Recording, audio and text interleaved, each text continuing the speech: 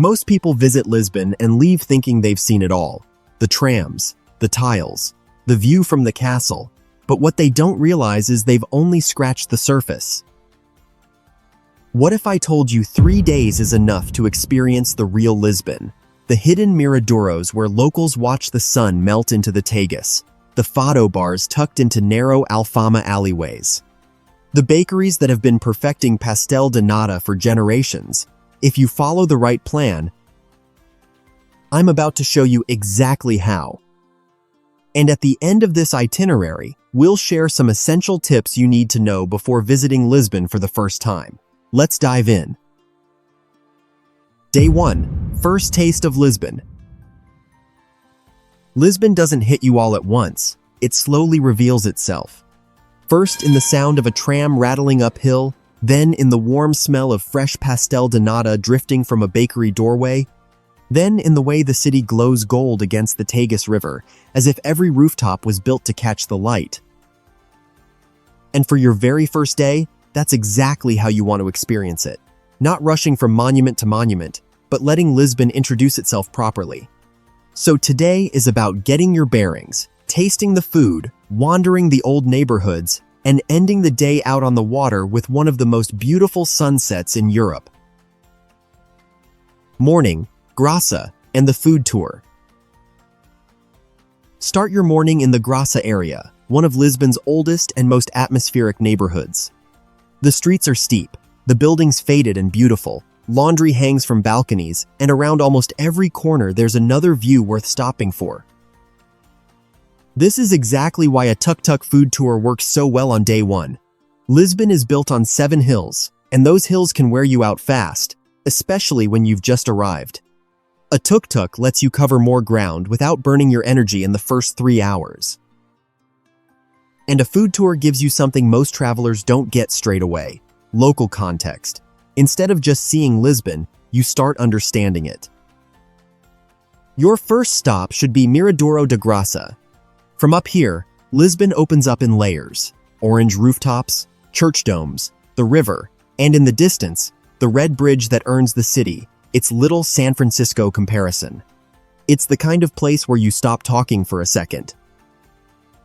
Maybe your guide hands you a tiny cup of 𝐲𝐿𝐴, that famous Portuguese cherry liqueur. Maybe you just grab an espresso and take in the view. Either way, this is the moment Lisbon stops being a place on your itinerary and starts feeling real. From here, let the morning unfold through food.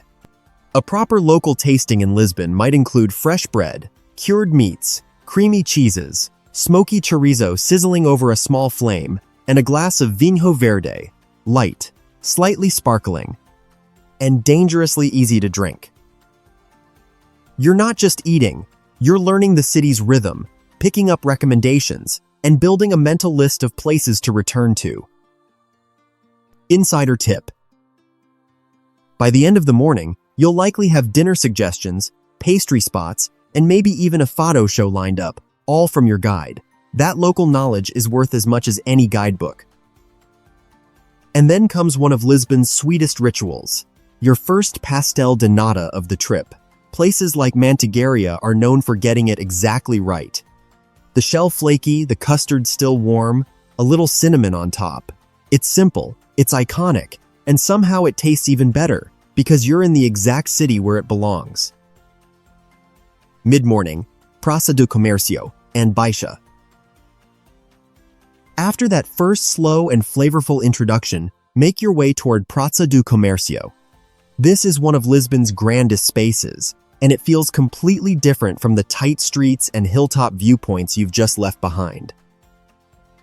Suddenly, the city opens wide.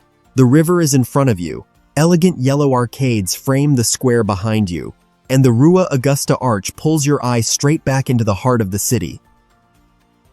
Take a few minutes here. Watch the light on the water. Let the scale of the place sink in.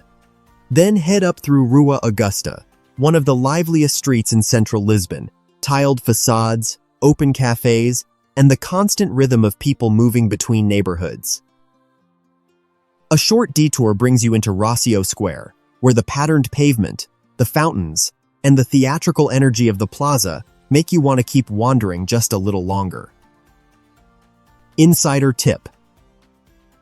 You'll almost certainly pass the Santa Justa lift along the way. It's beautiful to look at, but you don't need to pay to ride it. In a city full of free viewpoints, there are better ways to spend your time and money. Admire it from outside, and keep moving. Early afternoon, Alfama. By early afternoon, make your way into Alfama, the oldest and most soulful neighborhood in Lisbon. The streets narrow, the pace slows, the walls are covered in worn tiles, plants spill from windowsills.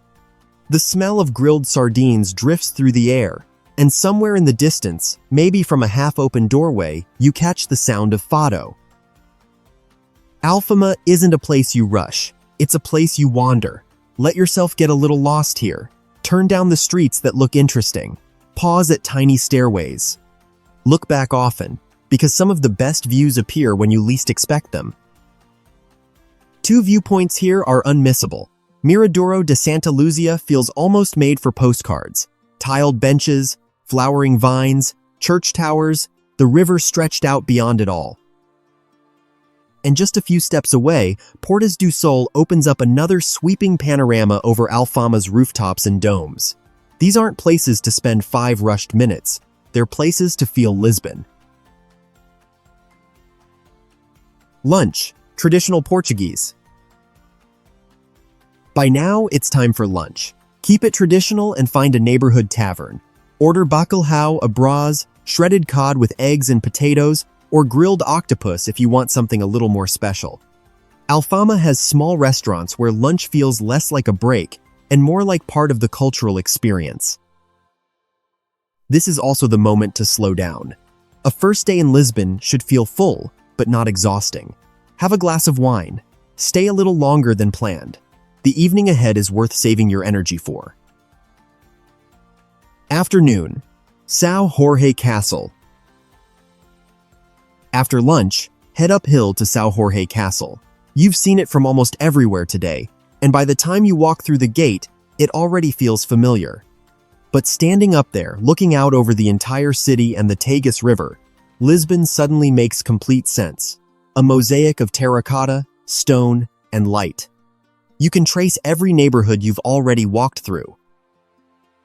And beyond the views, the castle itself is simply fun to explore. Stone walls, old towers, open courtyards, and peacocks wandering around like they own the place. Plan to spend about an hour here, enough time to explore properly without feeling rushed. As the afternoon softens, come back down into Alfama for one more golden hour moment. The harsh brightness fades, the rooftops warm up, and the whole city takes on that soft amber color that makes every photo look better. Grab a drink from a kiosk. Stand by the railing. Don't look at your phone, just be there. Evening. Sunset on the Tagus. And then save your evening for something truly special. A sunset sail on the Tagus River is one of the best things you can do in Lisbon, and it's especially perfect for your first night. As the boat pulls away, the city starts to look different. The hills rise higher, the buildings soften, the bridge glows red in the evening light. You drift past Belém in the distance, and the city you spent all day climbing through now feels calm, elegant, and almost dreamlike. It's not just a boat ride, it's a reset, a breeze after a warm day, a drink in your hand, and one of those rare travel moments where everything slows down just enough to really take it in. Dinner, your Lisbon ending. After the cruise, head back into the city for dinner. For your first night, this is where you choose your own Lisbon ending. Go elegant with a restaurant focused on seasonal Portuguese ingredients.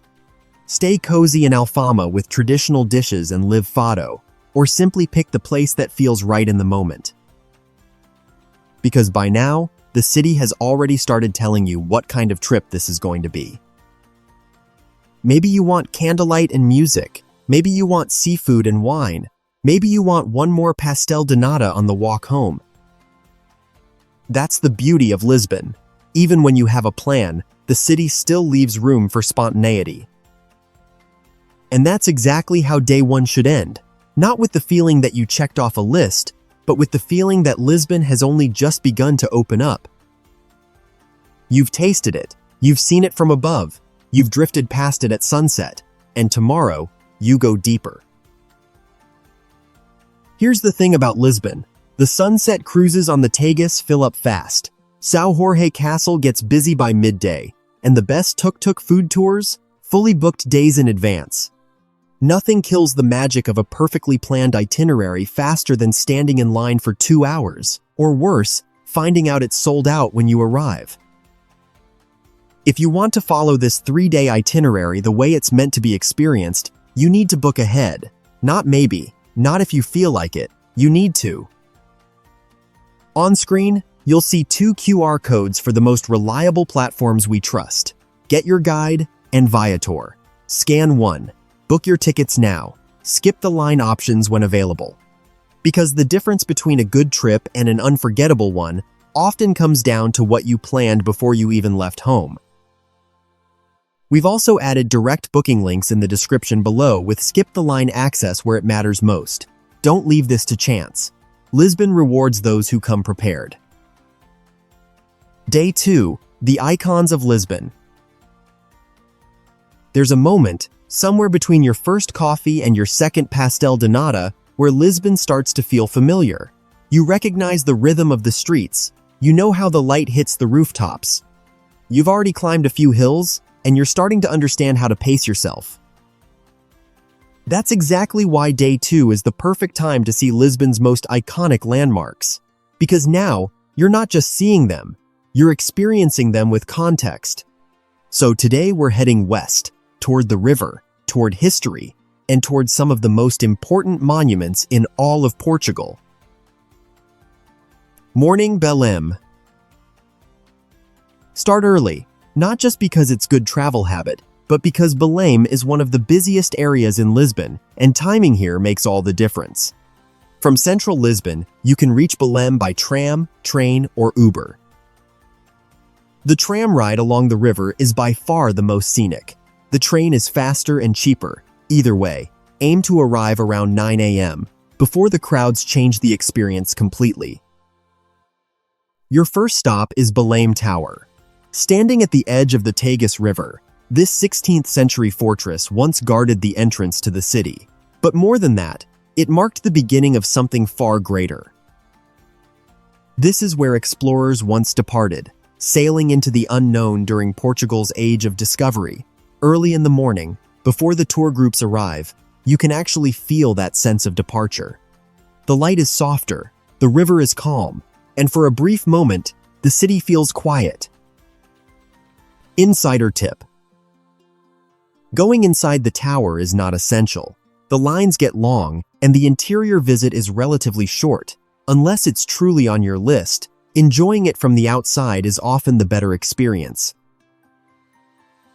From here, walk along the river toward the monument to the discoveries. This massive structure celebrates Portugal's greatest explorers, with figures like Vasco da Gama leading the charge toward the horizon. Bold, symbolic, and perfectly capturing the ambition of a country that once dominated global exploration. You can go up to the top for views over the river and Belém, but even walking around it gives you a strong sense of its scale. And then comes one of the most important stops of the day, Jerónimos Monastery. From the outside, this place is breathtaking. The intricate Manueline stonework, the sheer size of it, the way the carvings seem to go on forever, it feels almost unreal. Insider tip. Arrive late and the line can stretch over an hour, and once inside, the visit moves faster than you expect. If you're not deeply invested in going in, admiring it from the outside is genuinely one of those rare cases where less is more. And right across the street is something you absolutely should not skip: Pastéis de Belém. This is where the original pastel de nata was born.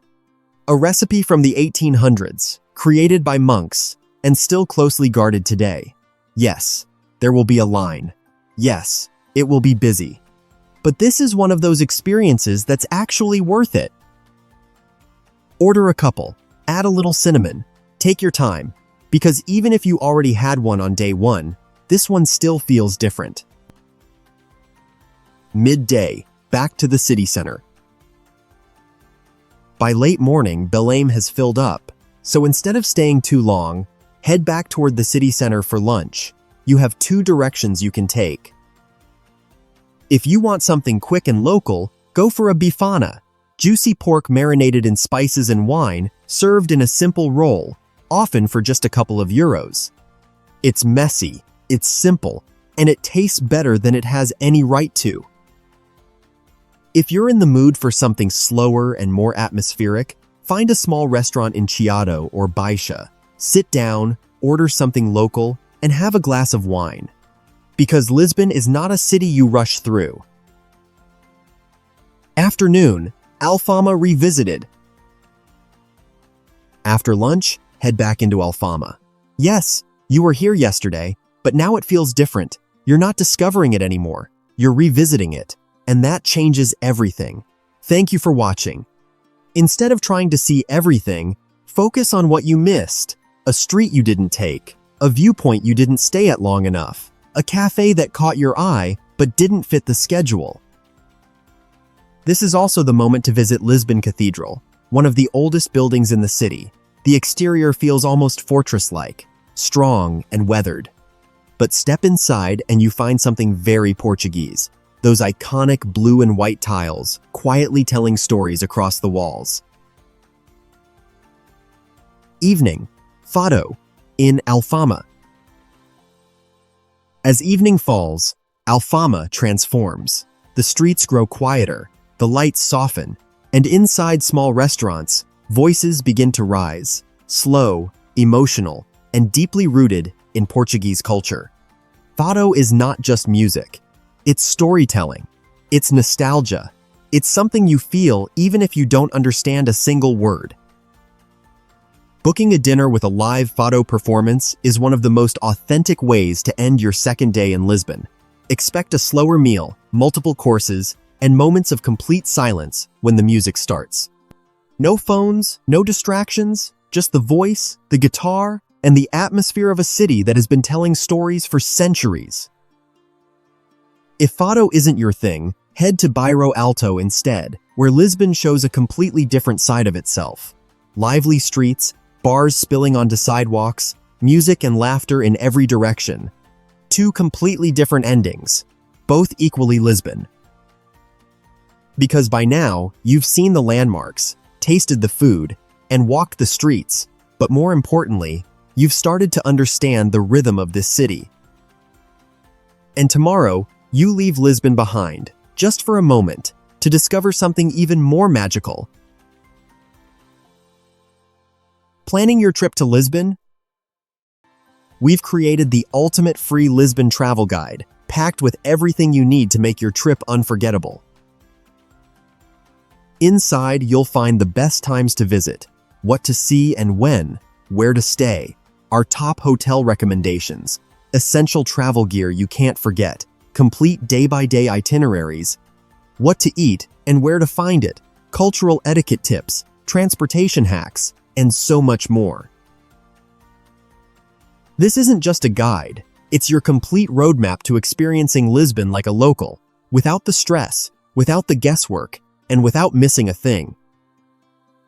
Scan the QR code on screen right now and download your Lisbon travel guide. It's completely free, and it's designed to save you time, money, and those little travel headaches that can ruin a great trip. Day 3. Beyond Lisbon. There's a moment, usually on your last day, when you realize something. Lisbon was never just about Lisbon, it was always about what lies beyond it. Because just outside the city, less than an hour away, the landscape begins to change. The hills grow greener, the air feels cooler, and suddenly, the city gives way to something that feels almost unreal. Today, you're not ending the journey, you're elevating it. Morning, Sintra. Start earlier than the previous days. Today is not about wandering. It's about experiencing one of the most enchanting places in all of Portugal before the crowds take over. Your destination is Sintra, a place that genuinely doesn't feel like it belongs in the real world. From Lisbon, the train from Rossio station is the easiest and most affordable option, taking around 40 minutes. If you prefer a smoother experience with less logistical stress, a guided tour or private car is worth considering. Either way, aim to arrive as early as possible, because Sintra gets busy, very busy, and the earlier you arrive, the more magical it feels. As you approach the town, the scenery shifts, forests thicken, mist hangs low over the hills, and somewhere above it all, you start to see flashes of bold color through the trees. That's where you're heading, Penna Palace. No matter how many photos you've seen, nothing really prepares you for it. Perched on a hilltop, painted in striking reds and yellows, surrounded by dense forest, it looks less like a palace and more like something pulled straight from a fairy tale. Insider tip: book your ticket in advance and choose an early time slot. And don't rush inside immediately. Walk the terraces first. Look out over the hills toward the Atlantic Ocean. Because while the interior is impressive, the exterior is where the real magic lives. Plan to spend around 2 hours here, enough to explore properly without feeling rushed. Midday, Sintra Village. When you're ready, leave the palace behind and head down into the heart of Sintra. The town itself feels like a completely different world. Small cobbled streets, colorful buildings, hidden courtyards, and pastry shops with recipes that go back generations. Find a small restaurant and order something local, a traditional dish like �𝐴𝐵𝐴𝐿, or something simple paired with a glass of wine. And before you leave, try one of Sintra's own pastry specialties. Slightly different from Lisbon's pastel de nata, and just as worth it. Take your time here, because the second half of the day is about to shift gears completely. Afternoon, 𝐻𝐵 da Roca. After lunch, the journey continues toward the edge of the continent. Your next stop is 𝐻𝐵 da Roca, the westernmost point of mainland Europe. And standing here at the edge of these cliffs, you feel it immediately. There is nothing between you and America except the Atlantic Ocean. The wind is stronger here. The landscape is raw and open. The views stretch endlessly into the horizon. Walk along the cliff tops. Feel the scale of it. Let the moment sink in. This is one of those rare places in Europe that still feels genuinely untouched, and it deserves more than 5 rushed minutes. Late afternoon, Cascais. And then, just when you think the day has already given you everything it has, a short drive down the coast brings you to Cascais. The contrast is immediate. Where 𝐻𝐵 da Roca is wild and dramatic, Cascais is relaxed, elegant, and full of life. This is where Lisbon comes to breathe. Stroll along the waterfront. Walk past small beaches tucked between golden cliffs. Watch the waves roll in as the late afternoon light softens everything around you. Sit at a beachside cafe, grab an ice cream, or simply walk with no real destination, because by now, you don't need a plan anymore. You've learned how to travel this region. Insider tip: if you still have energy, just outside Cascais lies Praia de Carcavelos, a wide-open beach with a completely different energy. Surfers in the water, locals playing sports on the sand, groups of friends gathering as the sun drops lower, vibrant, social, and worlds apart from where you started this morning. Evening, back to Lisbon. As the sun begins to set, make your way back to Lisbon. The train from Cascais runs along the coastline and is one of the most scenic rides in the region. And as you sit there, watching the ocean slowly disappear behind you, replaced again by the rooftops and hills of the city, you start to understand something. This trip was never just about ticking off landmarks. It was about contrasts, old and new, city and nature, chaos and calm. From the narrow streets of Alfama to the open water of the Tagus, to the cliffs of 𝐻𝐵 da Roca, Lisbon gave you all of it.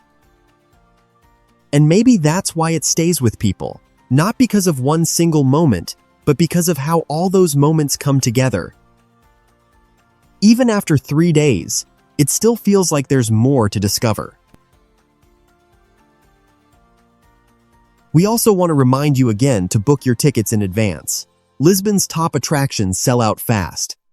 Pena Palace in Sintra, São Jorge Castle, sunset cruises on the Tagus, they all book up days in advance. If you want to follow this itinerary without stress, book your tickets now. Scan the QR codes on screen for Get Your Guide or Viator, skip the line, and spend your time exploring, not waiting. Don't leave this to chance. Lisbon rewards those who come prepared. From the airport to the city. You land in Lisbon, and within minutes, you have a choice. Because unlike many European capitals, Lisbon doesn't keep you waiting. Humberto Delgado Airport sits just about 4 miles from the city center, and the city is right there, ready for you. The metro is your best budget option. The Red Line runs directly from the airport into the heart of Lisbon in around 20 to 30 minutes, for just a couple of dollars. Pick up a Viva Viagem card at the airport. It's reloadable and works on the metro, tram, and bus for your entire trip. The only downside, it's less comfortable with heavy luggage. If you're traveling with bags, arriving late, or simply want a smooth start, Uber or Bolt are the smarter choice. Around $10 to $20, door-to-door, no transfers, no stress. Just remember, Lisbon is hilly. If your hotel isn't centrally located, ride-sharing is worth every cent. Prefer something in between? The Aerobus runs directly to Baixa, Rossio, and 𝐭𝐡𝐢𝐬 for around $4. More comfortable than the metro with luggage and no navigation required. And for couples, families, or anyone arriving after a long flight, a private transfer is the most effortless option. Your driver waits in the arrivals hall. No searching, no waiting. Just straight into the city. However you choose to arrive, download Uber or Bolt before you land and grab that Viva Viagem card the moment you step off the plane. You'll use it all trip. Before we move on, one more thing worth mentioning. A luggage tracker is one of the smartest things you can pack. Whether it's your suitcase in the hold or a bag you've left at the hotel, you can follow everything in real time from your smartphone. It's a small thing that gives you a lot of peace of mind throughout your trip. On screen, you'll see 2 QR codes, one for iPhone and one for Android. Scan the one that matches your device and find the right tracker for your trip. Watching on your smartphone? You'll also find the links in the description below this video. If you enjoyed this video so far, give it a like. And don't forget to subscribe to the Traveler's Atlas for more city adventures, travel tips, and inspiration from around the world. How to get around Lisbon without getting lost. Lisbon isn't a city you rush through, it's a city you climb, one street at a time. And those 7 hills, you will feel them. So the secret to getting around isn't choosing one way of transport, it's combining them. Before anything else, get yourself a Viva Viagem card. It costs about 50 cents, it's rechargeable, and it works on the metro, trams, and buses throughout the city.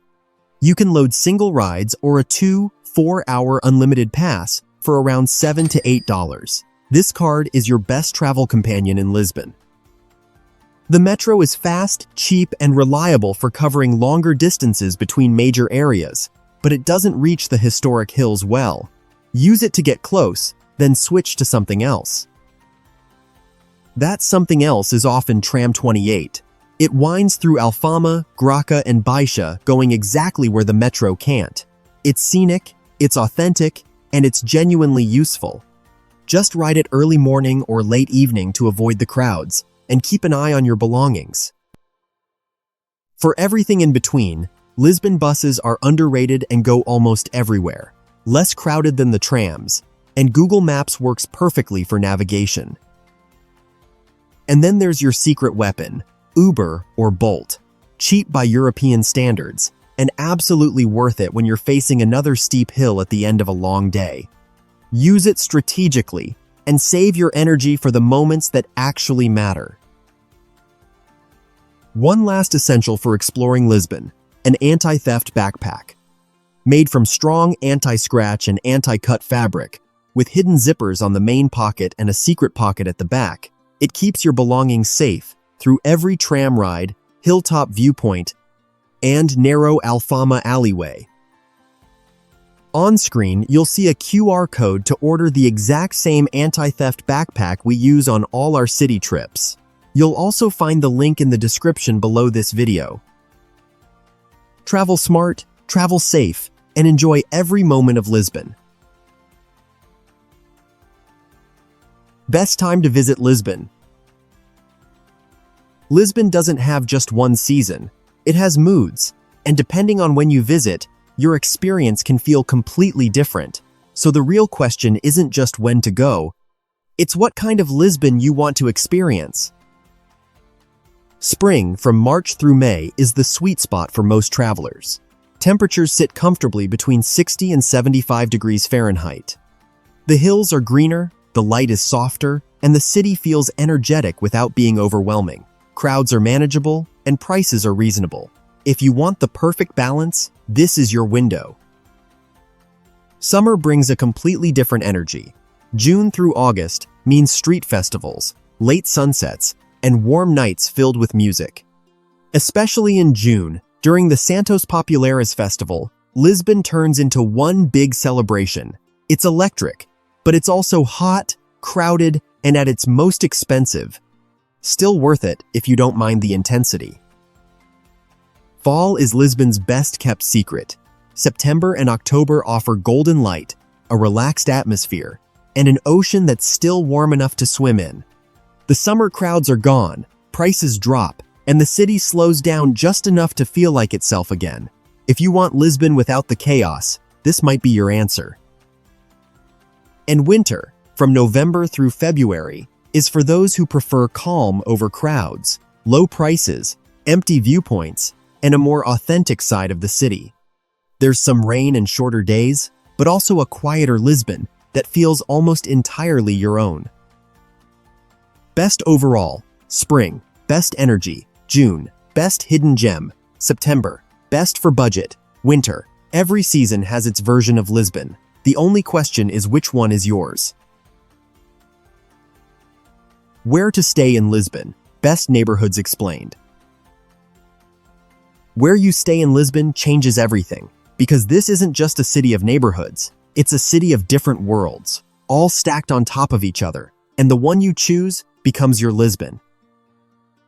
For first-time visitors, Baixa is the easiest starting point. It's flat, central, and within walking distance of the major sites, with direct access to the metro, tram, and train. It feels organized and convenient, which is exactly what you want when you're finding your feet.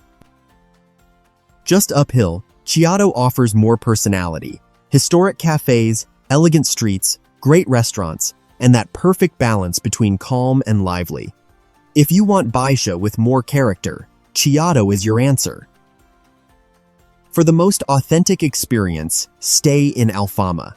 Narrow alleys, fado echoing through the night, and views that appear when you least expect them. Just know it comes with hills, limited car access, and some logistical challenges with luggage. Want local life without the tourist crowds? 𝐻𝐺 sits just above Alfama and offers some of the best viewpoints in the entire city, with a genuinely residential feel. And if you prefer something stylish and relaxed, Príncipe Real delivers boutique shops, quiet parks, and a creative atmosphere that feels a world away from the busier districts. Every neighborhood tells a different story. The only question is which one is yours. Want to discover even more of Lisbon? Check out these other videos for more tips, stories, and must-see places in one of Europe's most enchanting cities. And don't forget to follow our channel for more inspiring city trips.